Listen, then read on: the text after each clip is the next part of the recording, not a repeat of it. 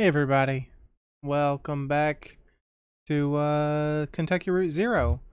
So it's been, I'm gonna be real, it's been about 3 weeks since I've played, and I probably will have forgotten some stuff, but hopefully not too much. And if I do forget it, I will just chalk it up as the game being, weird and nonsensical and not me being dumb.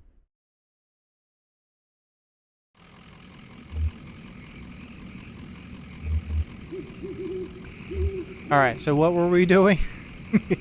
Maybe I should have watched, maybe I should have watched the episode. Did we need to go to the Marquez farmhouse? I'm really beat up after the cave-in, I guess, at the mine.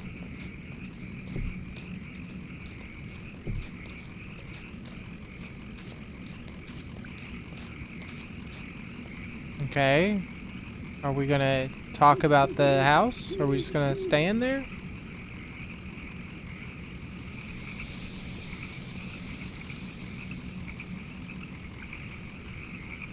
Alright. Okay, I guess I just need to stand there. I clicked and I guess I had to wait for her to grab me to help me up the incline. I really need to lie down, apparently. Okay, so I can look at it, but also I can interact with it? The graveyard? I found the graveyard is off to the side of the house. Headstones are inscribed with the surnames of the unfortunate. Yeah, we saw this. Marquez is there. There's nobody buried here, you know. It's decorative, I guess. A decorative family cemetery? Or it's art or something, I don't know. Yeah. You know, a decorative graveyard? Weaver's folks were like that. Not morbid, I mean, but strange. Careless with tragic ideas. And look at that headstone, Marquez. I used to think that was for my parents, and now I don't know. Alright. Hobble, hobble, hobble, hobble. Up into the house I go. Are you not gonna help me? Like, help me up the stairs a little bit? Yeah, you better rush to get... I mean... Like, I walk up the stairs like I'm not injured. There's no limping when I go up the stairs, which is funny. And now back to limping. Didn't have a special animation for that. I mean, what if I just went outside? Would she have to come chase me down? So, this is where she was? Yeah, makes sense. This is where Weaver and her parents lived. They took out a bunch of loans, you know, and had this place built. Do you have any debts? I never really had any collateral, or I owe some people some apologies. That's deep. Well, you're lucky that's all you owe. My parents were like that until the company store found a way to get to them. For my dad, it was tokens to run the fans and air purifiers, and for my mom, it was canaries. Two solutions to the same problem, but they sure sounded different. Weaver had debt too, a lot of it, all tuition. How did she pay it off? Or she was a mathematician or something? Yeah, she studied some esoteric stuff about something about using math to translate between Spanish and English. Well, that is different.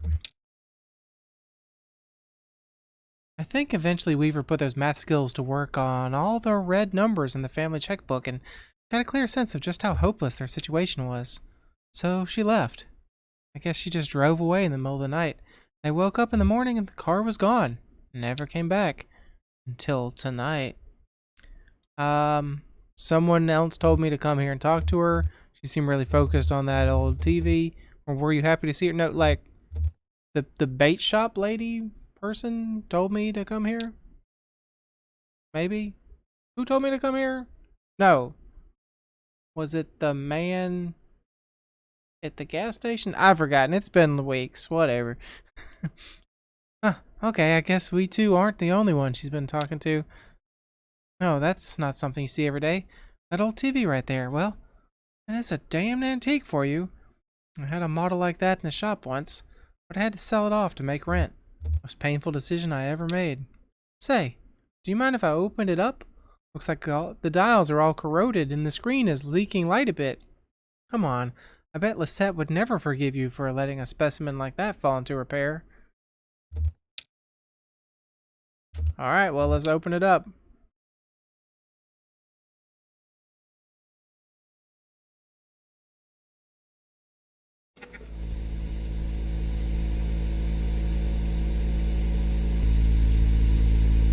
And there's the horses again. Oh yeah, these tubes are all messed up. They've been in a swamp or a cave or something. There's moss growing on this one. It's okay. I have a few spares in my bag here. Here, I pulled this one out of an old computer monitor. Which needs to be recalibrated a bit. Okay, that oughta... Should be seeing something now. Are you seeing anything? Hey, that looks dangerous, what you're doing there, or a little bit to the left? Damn, okay. Here, I think the contacts are dirty. Now, don't go telling my customers I clean off old vacuum tubes with spit. I would never. There, just gotta turn it north-south and zoom in on the horses. The television just made that entire barn disappear? Oh, it's the Route Zero. Route Zero is behind the house?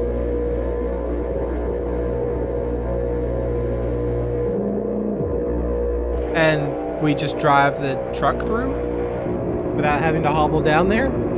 To get the truck? Ominous drone intensifies.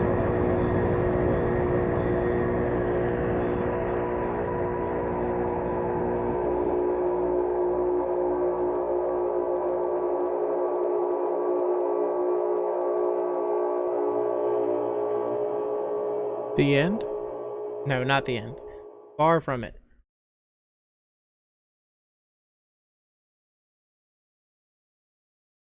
End of Act 1, but not end of the game.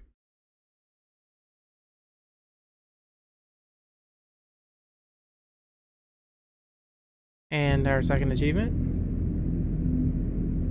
Limits and demonstrations.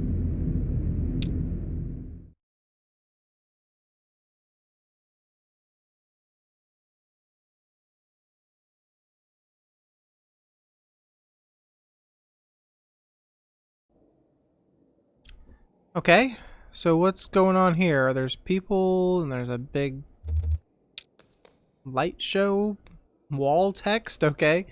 Limits and demonstrations. A Lula Chamberlain retrospective. Marking the first major public showcase of her work in over 20 years, this retrospective exhibit of work by pioneering installation artist Lula Chamberlain comprises a diagonal slice through time, place, and form.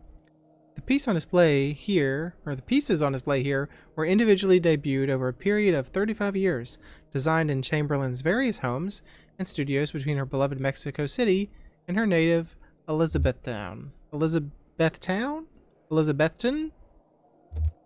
don't know.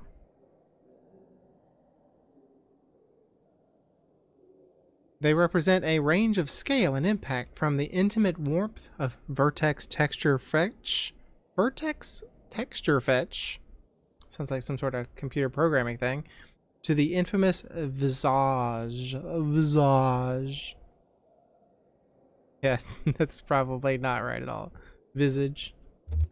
The latter of which requires a vertical clearance of over 30 feet. Yet these works share a confounding legacy. In each of their debut exhibitions, they were nearly impossible to install. Galleries and museums balked at the scale, power requirements, and highly skilled labor involved in maintaining these works for display. Some of their debuts collapsed under the weight of logistics, only to be successfully executed much later. There we go. And so, just as they describe the outer limits of Chamberlain's range as an installation artist, the geographical edges and vertices of her itinerant home life, and the beginning and end of her distinguished career, the works on display here also trace the extremes of our capabilities and the frontiers of our patience as both viewers and exhibitors.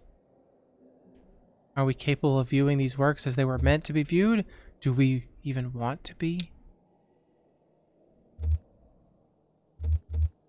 I can walk around, okay. That's an interesting shift. Basement puzzle number 2. Artist, Sunset and Horse, 1976. Plaster and wire. What do you think she means by puzzle? Can you read the covers of these books? Yeah, what do you think she means by puzzle exactly? Yeah, weird.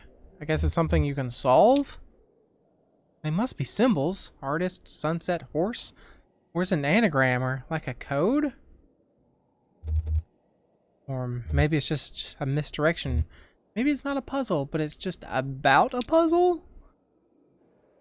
Maybe it's a puzzle, but there's no right answer. It is kind of sad. Okay.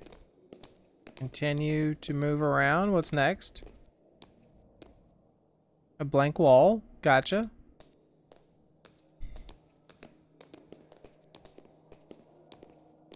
Okay,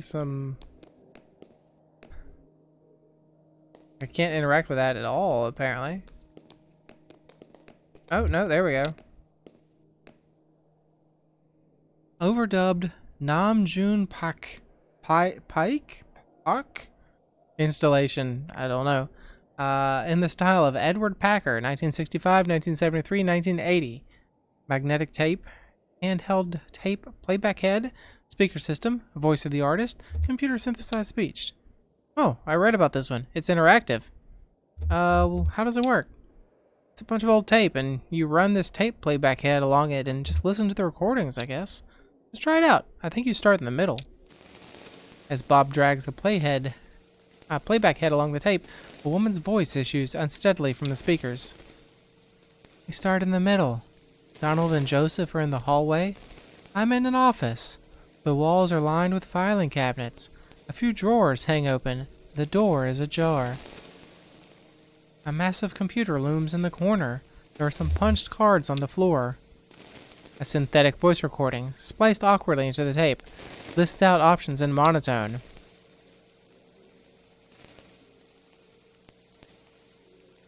To examine cards, rotate 30 degrees and advance 7 inches. To leave room, rotate 17 degrees and advance 4 inches. To activate computer, rotate 200 degrees and advance 15 inches. I mean, let's just turn on the computer. Bob moves the playback head to another strip of tape. So loud, I love it. I'm now holding 2 punched cards. On one of them, Joseph has scribbled a note, caves. The other is blank. To insert caves card, rotate 11 degrees and advance 2 inches. To insert blank card, rotate 95 degrees and advance 14 inches. Let's do caves. We're on a dirt trail in the park. Or, well, it's not really a trail. It's a trail! It's more like a tendency. There tend to be fewer plants here on the path we've been walking. Now we're walking at the edge of a massive hole. The dirt gives way to mossy rock as the ground sinks into darkness. Joseph and Donald are following a rope back into the cave. They have computer equipment tied to their backs, and so do I. To enter cave, rotate 65 degrees left and advance 4 inches. That's the only choice? Yeah, that's the end of that one, so 65 degrees, 4 inches. That's the last trip, so everything's down here now. The final resting place. Don't be so morbid. To remember a fond gesture, rotate 180 degrees and advance 23 inches. To regret a harsh word, rotate 12 degrees and advance 6 inches. Let's regret. It's late morning now. I'm sitting at my desk on my lunch break. This is the last recording I'll make on this tape, and then I'll drop it in the mail tomorrow, and then who knows? I've been recording onto this tape for 15 years, I think. A lot of other things happened, so here is the story.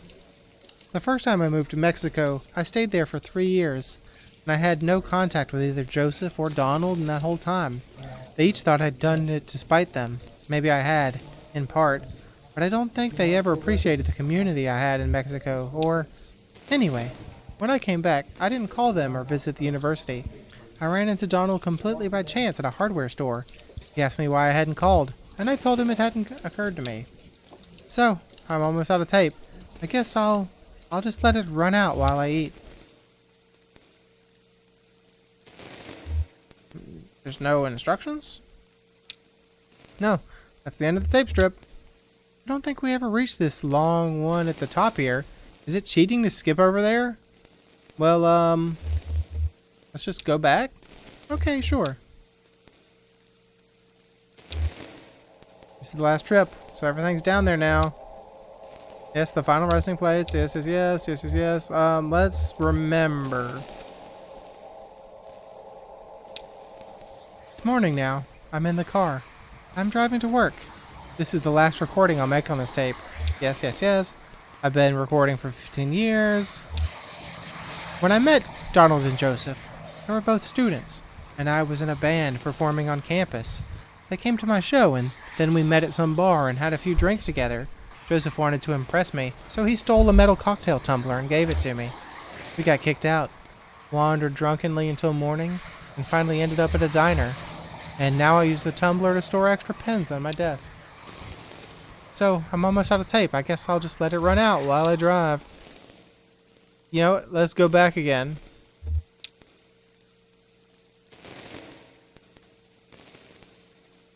I mean, was there anything else we can do here?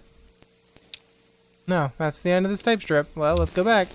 I don't think we ever reached this long bit. It keeps telling me I need something about that long bit sounds important, so let's go back. Bob moves to playback. This is the last trip. They've put things down the cave. I guess I need to start over, because I wish I could go back from that position.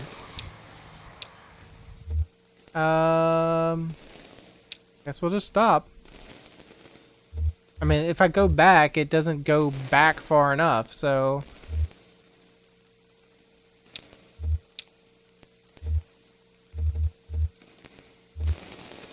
Is it cheating to skip over there? You know what? Let's cheat. Think of our work. Our research. We'll die in those damn caves, you know? And what about those men? You know they'll come back. We'll go deeper, that's all. They'll never find us. Do you hear their voices? They'll find you, but not me. I'm going back to the surface. Stop! Your stupid fight is ringing through the whole damn cave. Joseph is right. We can't stay here. I'm leaving too. I'm not going back to the surface. I'm taking my station wagon. I'm heading down to zero. You'll be lost forever. But we need your voice for the machine. Lula, it only recognizes your voice. I'll send you this tape when I'm done recording. I'll put it in the mail, and then you can see what your damn machine does with it. Oh.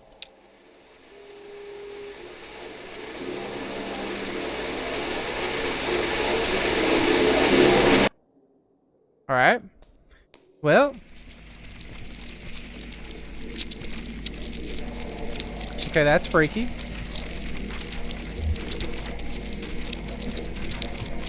Okay, this is the Visage. 1984, Unknown Media. What is that made of? It's a mystery, looks like. Ribbon? Bandages? Oh, have you seen The Invisible Man? It's... Slice a visage to build a visage, a puzzle to its owner. What? It's a poem I read. I think it was written by a computer. Sounds like it. Alright, well, I guess that's that. And the TV. And the barn? Nope. Just the wall. Vertex texture fetch. Tree, television, and suspended cathode ray tube. Found materials, 1968. Bob, this seems like your kind of thing? Oh yeah, I love this one. So domestic, but so weird. I guess I'm just really into weird domestic these days.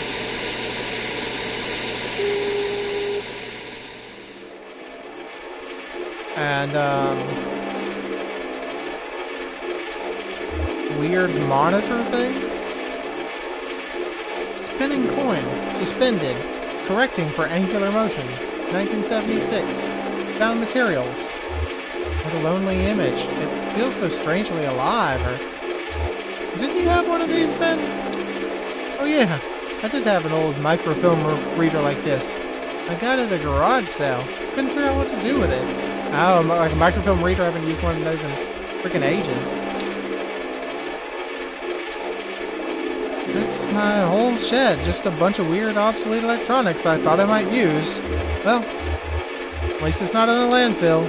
Yeah, who knows what kind of chemicals they put in those things. What's the half-life on microfilm and weird old electronics? I guess everything gets broken down eventually. Alright, then we exit, I guess. I need to go back so I can see the exit. Yeah, I guess I'm ready to go. Nope, I'm done. This show is exhausting, or yeah, I need to get back to work anyway. It's not exhausting, but I don't really want to be here anymore.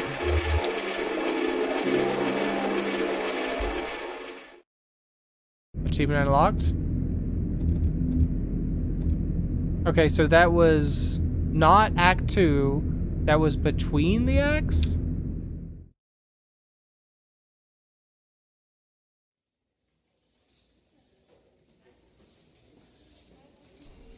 Attention, Lula Chamberlain, regarding your application. Thank you for your application to the Gaston Trust for Imagined Architecture's annual fellowship.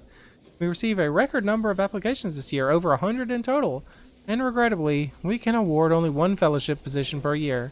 As you know, our review process includes a multi-phase blind committee analysis of portfolio submissions, as well as a careful review by a panel of subject matter experts on each applicant's notability and relevance in the field.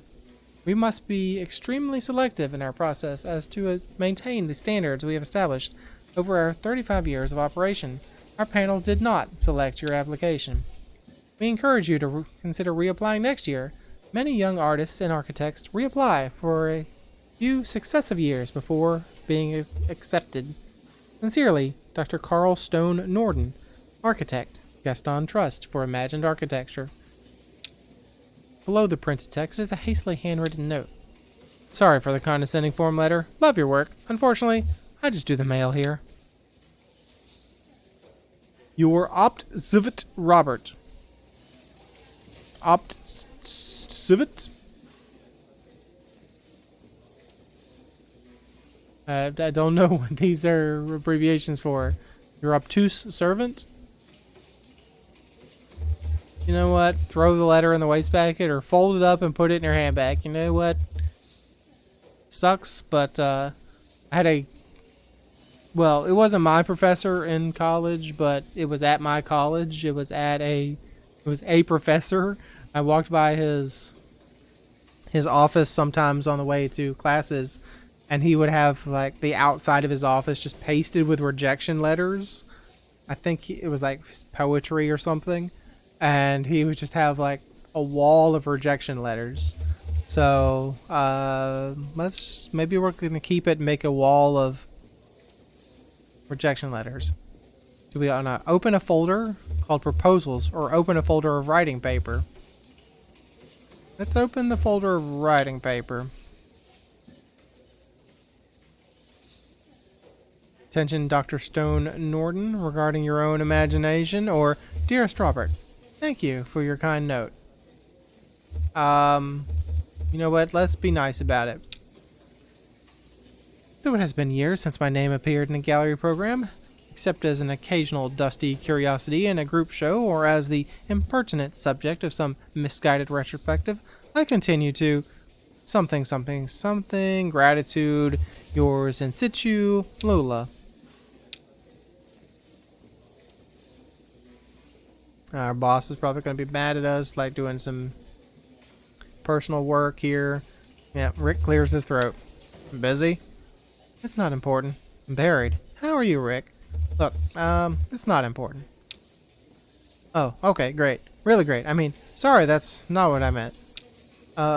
Did you get my note? About the office party? Or about the proposals? I'm still working on them. Okay, gotcha. Well, hey, I'm not here to rush you. So, how did your application go? I was in the mailroom and saw you got a letter back. Sorry, I don't mean to pry. I just saw. It's fine, Rick. I'm not going anywhere. How's your goldfish?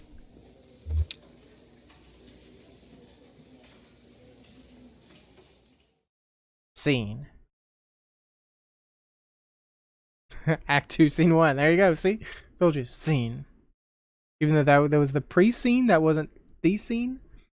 Bureau of Reclaimed Spaces. I think it's time to probably end this episode here, though. I'm assuming it is saved. Are we in the 0? Have we... Where are we?